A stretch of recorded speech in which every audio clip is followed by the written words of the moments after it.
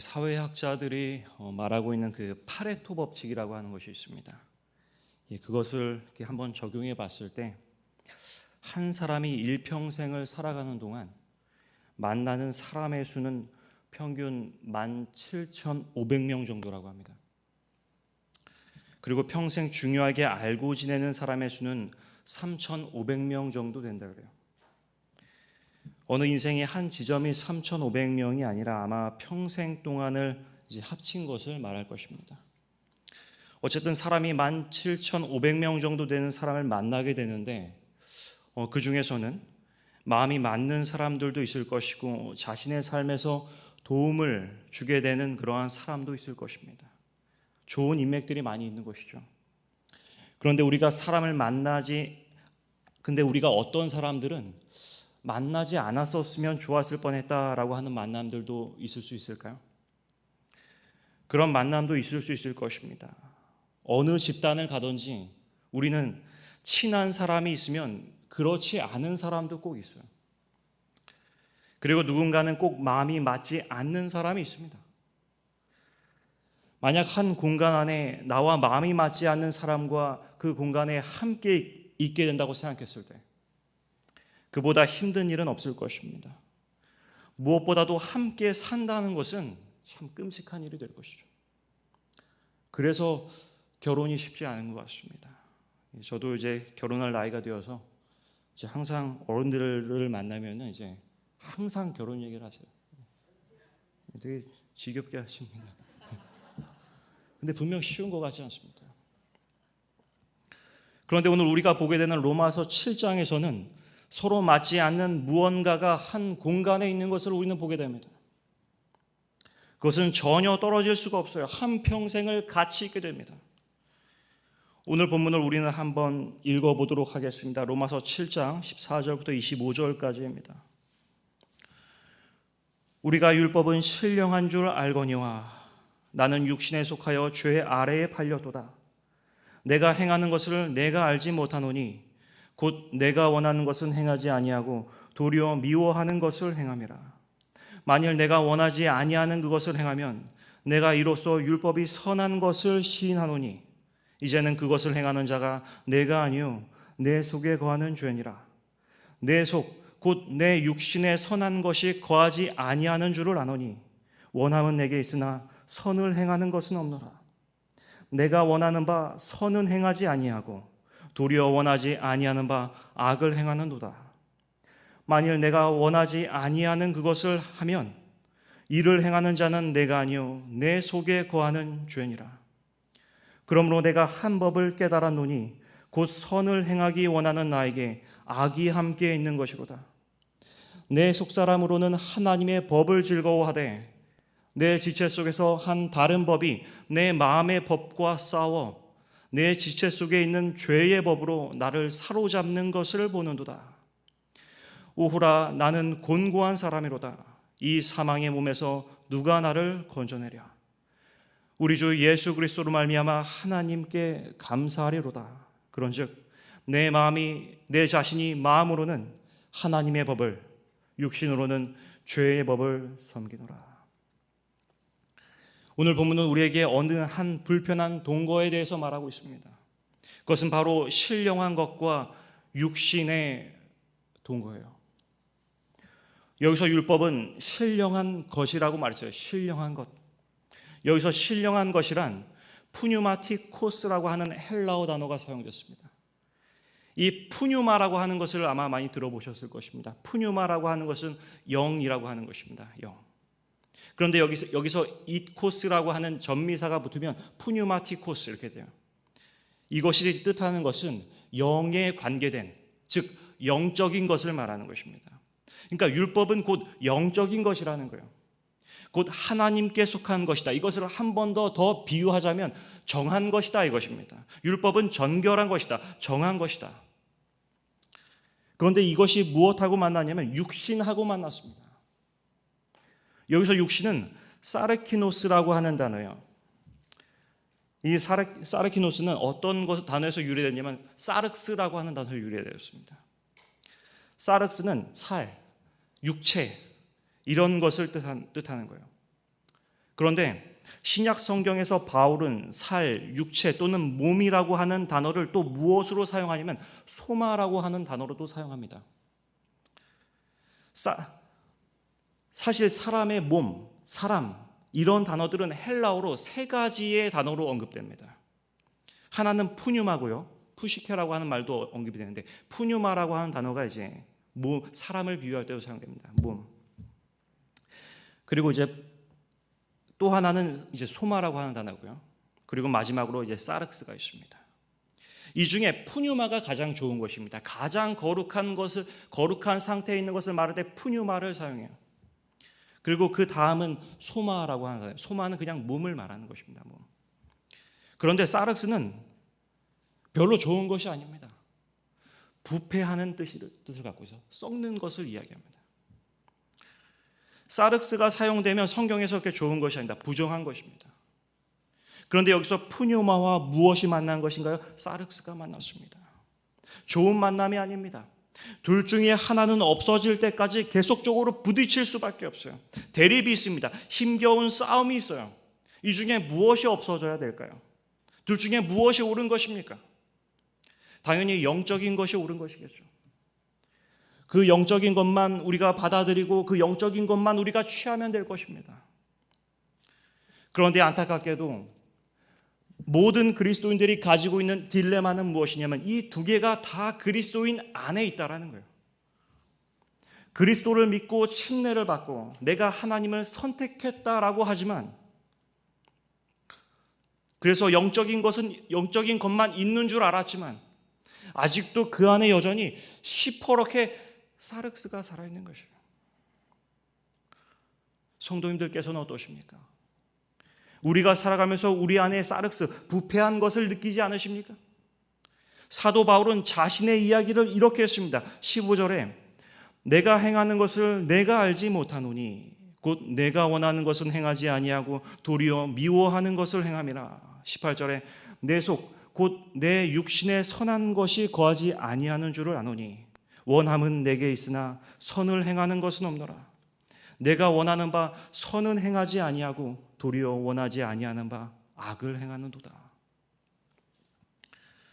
이 성경절들이 우리에게 말하는 것은 그리스도인이 마음으로 원하는 것과 행하는 것이 다르다는 것이에요. 우리가 원하는 것과 행하는 것이 철저하게 다를 수 있다라고 하는 것입니다. 이것은 진리입니다. 우리는 우리의 일상생활에서 우리의 마음과 행동하는 것이 얼마나 다른지 어렵지 않게 발견할 수 있어요. 제가 작년부터 이렇게 운동을 거의 안 했었습니다. 운동을 거의 못 했어서 이제 운동을 시작하려고 이제 마음을 먹었어요. 전에는 이제 아는 지인들이 이제 축구 같은 것을 이제 하면은 이렇게 항상 불러줬었는데, 그래서 이제 귀찮아도 이제 어떤 선배가 부르면 이제 나가서 하고 그랬었는데 올해는 잘 불러주지 않더라고요. 그래서 운동을 계속 안 하니까 이제 정말 몸이 약해지는 것을 많이 느낍니다. 제가 요즘 운동을 꾸준히 시작해 보려고 하는데, 그래서 아침마다 이제 진짜 일찍 일어나서 이제 그렇게 나가서 이제 운동을 하고 이러는데, 근데 그게 꾸준히가 잘 안 됩니다. 운동을 너무 안 했어서 이제 한 번 나갔다 오면 막 아리배겨요. 막 근육통이 있는 것이죠. 그래서 그러면 이제 그 다음날 자연스럽게 이제 운동을 안 나가게 되고 또 그 다음날도 또 안 나가게 되고, 마음은 원이로되 육신이 약하기 때문에 계속 안 되는 거예요. 꾸준한 운동이 요즘 많이 힘들다는 것을 느낍니다. 많은 사람들이 아마 대부분 그럴 것이에요. 대표적으로 많이 실패하는 것이 다이어트라고 하는 것입니다. 너무 많이 실패합니다. 그래서 다이어트는 언제부터 하는 것인가 하면 내일부터 하는 거예요. 내일이 되면 또 내일부터 한다라고 하는 것이죠. 마음이 원하는 것과 내가 행하는 것이 다른 것입니다. 그만 먹어야 하는데 그걸 알지만 계속 먹는 거예요. 알지 않습니까? 이처럼 그리스도인의 세계에서도, 영적인 세계에서도 마찬가지라고 하는 것이죠. 내가 선을 행하기 원하지만 그것이 내 마음과는 너무나도 다르게 안 된다는 거예요. 오히려 육신을 따라 살아간다는 것입니다. 도대체 사람은 왜 그런 것일까요? 도대체 나는 왜 그런 것일까요? 바울은 그 이유를 반복해서 설명합니다. 7장 17절에 이제는 그것을 행하는 자가 내가 아니요 내 속에 거하는 죄니라. 20절에도 반복합니다. 만일 내가 원하지 아니하는 그것을 하면 이를 행하는 자는 내가 아니요 내 속에 거하는 죄니라. 내 안에 죄가 있기 때문이라는 거예요. 내 안에 두 마음이 공존하는 것입니다. 내 안에 두 나라가 존재하는 거예요. 하나님의 나라가 어디 있습니까? 하나님의 나라. 누가복음 17장 21절에는 또 여기 있다 저기 있다고도 못하라. 이게 하나님의 나라는 너희 안에 있느니라 이렇게 말합니다. 예수님께서 하나님의 나라가 우리 안에 있다고 말씀하세요. 그렇다면 반대로 사단의 나라는 어디 있습니까? 어디 저기 우주 끝에 있나요?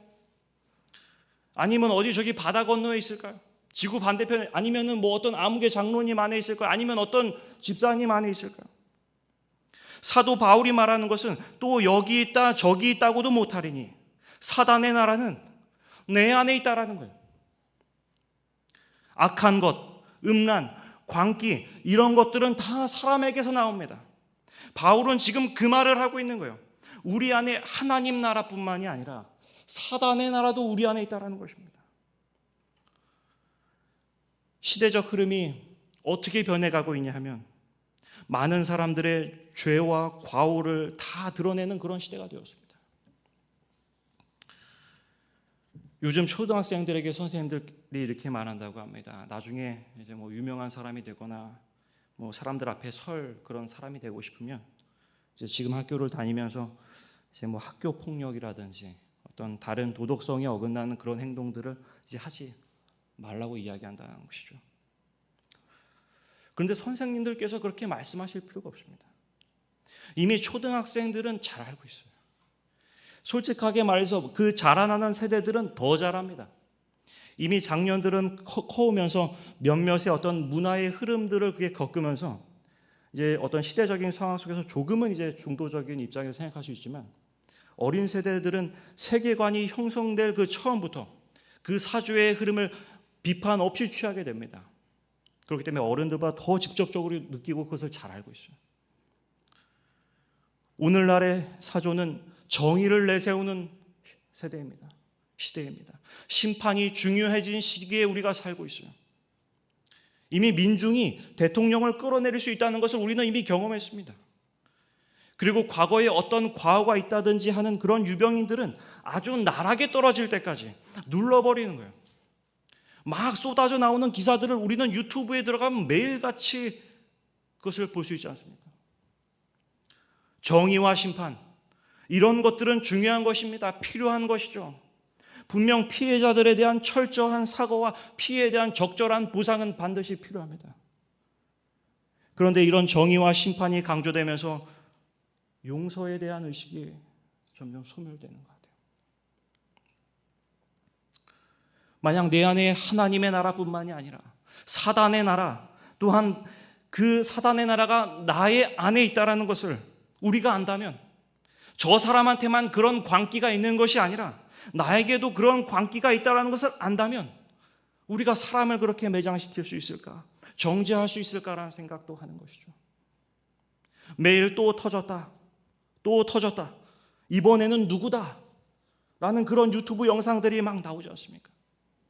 그런 많은 사람들이 막 우르르 몰려갑니다. 그 영상으로 막 몰려가요. 몇십만, 몇백만의 조회수가 나오는 것이죠. 너다니엘 호손의 주온 글씨에 보면 헤스터 프린이라는 젊은 여인이 간통한 벌로 공개된 장소에서 이제 그 어덜트리라고 하는 간통이죠. 간통이라고 하는 그 어덜트리라고 하는 단어의 그 첫 앞글자 알파벳 A를 이제 가슴에 달고 일생을 살라고 하는 선고를 받습니다. 그것을 보기 위해 많은 사람, 많은 군중들이 몰려들었어요. 그리고 사방에서 비난을 하기 시작합니다. 그 너다니엘 호손의 주온 글씨를 보면서 아, 저 17세기 당시는 참 잔인했구나. 아, 좀 너무하는 거 아닌가. 그런 생각을 했지만 오늘날도 사회는 그렇게 크게 달라지지 않았습니다. 17세기에는 사람들이 교수대로 모였지만 지금은 영상 앞에 모입니다. 공개적인 망신은 한 번으로 끝나지만 영상은 박제됩니다. 그리고 당시에는 사람들이 말로써 정죄하고 그 말은 시간이 지나면 잊혀지는 것이지만 오늘날은 그 댓글이란 것으로 박제돼요. 고정됩니다. 그런데 문제는 내가 정죄하는 그 사람의 광기가 나에게도 있다는 것이죠. 그런 광기가 나에게도 있다는 것입니다. 시대는 달라지지 않았어요. 한 심리학자의 말에 따르면 이렇습니다. 보통 사람은 16시간 동안 4,000가지 정도의 생각을 한다. 그 중에서 약 13%는 의지와 상관없이 저절로 떠오르는 것이다. 사람들은 이런 생각 중 상당수가 자신의 성격과 맞지 않고 어떤 것은 충격적이기까지 하다고 평가했다. 그러므로 정상적인 사람도 강제적인 침투 사고를 매일 약 520번씩 경험하는 셈입니다. 이것이 무슨 말입니까? 우리는 다 이상한 생각을 하며 살아간다는 거예요. 그것을 말을 안 할 뿐이지. 그런 광기가 나오지 않아도 내 생각 안에 있다는 것입니다. 우리의 마음속에 이런 연약한 부분들이 다 있다는 거예요. 지금 바울이 말하고 있는 것이 무엇인가 하면 이것은 불행하게도 없어지지 않는다. 두 개의 마음이 계속 함께 있다는 것입니다. 그래서 바울은 이런 탄식을 하는 것입니다. 오호라 나는 공고한 사람이로다. 이 사망의 몸에서 누가 나를 건져내랴. 그리고 25절에 이렇게 이어집니다. 우리 주 예수 그리스도로 말미암아 하나님께 감사하리로다. 예수님께서 우리에게 희망이 되신다는 것이죠. 그런데 이렇게 감사하면서까지도 이렇게 말해요. 그런즉 내 자신이 마음으로는 하나님의 법을, 육신으로는 죄의 법을 섬기노라. 감사하면서까지도 자신 안에 그 두 개의 법이 있다는 것을 부정하지 않습니다. 두 나라가 있다는 것을 부정하지 못합니다. 이것은 예수님의 재림 때까지 그대로 갈 것입니다. 누구나 다 그런 두 나라를 마음에 품고 살아갈 것입니다. 그러면 우리는 결국에 그리스도께서 재림하시는 그 상황까지는 이러한 절망적인 상태로 계속 있어야만 하는 것인가? 그런데 바울이 지금 로마 교인들에게 말하고 있는 그리스도의 이 그리스도의 복음은 원래 바울이라고 하는 사람 자체가 그저 미래에 있는 재림의 사건의 그런 고대만을 하는 사람이 아닙니다. 이 사람이. 바울은 그런 신앙을 하는 사람이 아니었어요. 바울의 신앙은 굉장히 현재적인 신앙입니다. 바울은 현재를 상당히 중요하게 생각했던 사람이에요. 현실을 등지고 미래만 바라보고 있던 그런 사람은 아니었습니다. 그렇다면 지금 우리는 어떻게 살아야 하냐는 것이죠. 두 법이 우리의 마음에 있는데 말입니다. 그것에 대해 바울은 8장에서 말합니다. 그러므로 이제 그리스도 예수 안에 있는 자에게는 결코 정죄함이 없나니 이는 그리스도 예수 안에 있는 생명의 성령의 법이 죄와 사망의 범에서 너를 해방하였음이니라. 율법이 육신으로 말미암아 연약하여 할 수 없는 그것을 하나님은 하시나니 곧 죄로 말미암아 자기 아들을 죄 있는 육신의 모양으로 보내어 육신의 죄를 정하사 육신을 따르지 않고 그 영을 따라 행하는 우리에게 율법의 요구가 이루어지게 하려 하심이니라. 바울은 이제 예수님 안에 있는 사람들에게는 정죄함이 없다라고 말하고 있습니다. 왜 그런 것인가요? 이제는 죄와 사망의 법에서 해방되었기 때문이다 이렇게 말해요. 이 말은 7장 23절에 있는 말씀과 좀 모순되는 것처럼 보이지 않습니까? 이런 것이 보여야 됩니다. 7장 23절에 있는 말씀과 정확하게 모순되는 것처럼 보여요. 그래서 곤욕스럽게 하는 말씀이기도 하지만 여기서 바울이 해방되었다고 말하는 법은 그 전에 말한 것과 동일한 율법입니다. 그렇지만 다른 것이 무엇인가 하면 그리스도가 나에게 있을 때의 율법과 그리스도가 없을 때의 율법의 차이를 말합니다. 동일한 율법이지만 그리스도가 있고 없고로서 차이가 나요. 그리스도가 없으면 우리는 우리 마음속에 있는 사망의 법의 종이 됩니다. 그렇지만 그리스도가 있으면 우리는 마음에 있는 사망의 법에서 해방되는 거예요. 이렇게 본다면 바울의 말이 모순되지 않습니다. 그래서 그리스도가 있기 때문에 우리는 그 죄의 법에서, 그 사망의 법에서 벗어날 수 있는 것이죠. 왜냐하면 그리스도가 없을 당시에 우리의 육신이 할 수 없는 것을, 육신이 연약하여 할 수 없는 것을 하나님께서 하셨기 때문이에요. 그리고 4절에 육신을 따르지 않고 그 영을 따라 행하는 우리에게 율법의 요구가 이루어지게 하는 것입니다. 먼 재림 때가 아닙니다. 우리가 이 땅에 발을 붙이며 살아가면서도 율법의 요구가 이루어지는 것을 말하고 있는 것입니다. 3절에 보시면 육신의 연약함으로 우리가 할 수 없다 그랬어요. 율법이 이루어지게 절대 할 수 없습니다. 로마서에서 바울이 말하는 율법을 지키는 것이 무엇입니까? 교회 출석을 잘하는 것이 율법을 지키는 것입니까? 아닙니다. 안식일을 지키는 것이 율법을 지키는 것인가요? 아니, 바울은 지금 그걸 말하고 있지 않습니다. 로마서 13장에서 바울이 말하는 율법이 무엇인가가 설명되어 있습니다. 로마서 13장 10절에 사랑은 이웃에게 악을 행치 아니하나니 그러므로 사랑은 율법의 완성이니라. 이것이 율법을 이루는 것이라는 거예요. 자신이 할 수 없습니다. 사랑을 자기가 할 수 있습니까? 없습니다. 그래서 그 요구가 이루어지게 하신다는 거예요. 바울이 7장에서 무엇이라고 말했었습니까? 자신이 선을 행하고자 하지만, 그럴 마음이 있지만 자꾸 악을 행한다는 거예요, 자기가. 여기서 중요한 점은 무엇인가 하면 악이라고 하는 것이 자기가 하고 싶어서 하는 게 아니라는 것입니다. 자연스럽게 나온다는 거예요. 그게 핵심입니다. 그럼 반대로 율법의 요구가 이루어진 사람은 어떻게 되는 것입니까?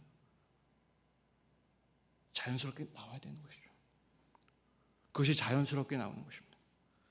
우리가 때로 악을 범하고 그것을 알지 못하는 것처럼 선을 행하는 사람도 자기가 그것을 왜 행하는지 알죠. 행한 다음에도 자기가 그것을 알지 못해요. 마태복음 25장에 구원받는 무리들에게 주님께서 이렇게 말씀하십니다. 내가 줄일 때에 너희가 먹을 것을 주었고, 목마를 때에 마시게 하였고, 나그네 되었을 때에 영접하였고, 헐벗었을 때에 옷을 입혔고, 병들었을 때에 돌보았고, 옥에 갇혔을 때에 와서 보았느니라. 이에 의인들이 대답하여 이르되 주여, 우리가 어느 때에 주께서 줄이신 것을 보고 음식을 대접하였으며 목마르신 것을 보고 마시게 하였나이까? 어느 때에 나그네 되신 것을 보고 영접하였으며 헐벗으신 것을 보고 옷 입혔나이까? 어느 때에 병드신 것이나 옥에 갇히신 것을 보고 가서 배웠나이까 하리니. 구원받는 사람들, 율법이 이루어진 사람들은 자신이 한 선한 행위에 대해 철저히 모르는 사람들이었어요. 반면에 염소로 구분된 사람들은, 구원받지 못하는 사람들은 자신이 한 행위를 기억하는 사람들이었습니다.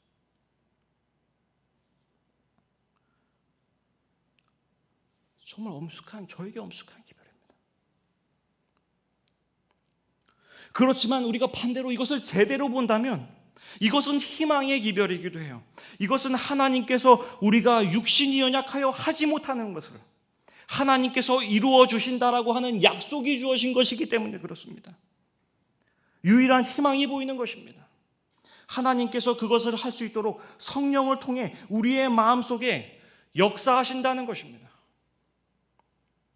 우리가 육신을 따르지 않고 영을 따르게 되기를 소망합니다.